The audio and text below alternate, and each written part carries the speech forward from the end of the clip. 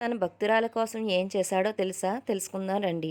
విదర్భరాజైన భీష్ముని కుమార్తె రుక్మిణి కృష్ణుడి రూపం, గుణగణాల గురించి విని ఆమె మనసులోనే ఆయనకు భర్తగా వరిస్తుంది. అయితే ఆమె అన్నయ్య అయిన రుక్మి కృష్ణుడిని ద్వేషించి తన చెల్లిని కృష్ణుడు శత్రువైన శిశుపాలుడికి ఇచ్చి వివాహం చేయాలని నిశ్చయిస్తాడు. పెళ్లికి సమయం దగ్గరవుతున్నప్పుడు రుక్మిణి ఒక వృద్ధ బ్రాహ్మణుడి ద్వారా కృష్ణుడికి తన మనసులోని మాటను పంపిస్తుంది. కృష్ణ, నీ గుణగణాలను విని నా మనసు నీపై లగ్నమైంది. సింహభాగమైన నన్ను శిశుపాలుడనే నక్క తీసుకెళ్లకుండా నువ్వే వచ్చి నన్ను రక్షించి నీ దానిగా స్వీకరించు అని ఆమె చెప్తుంది.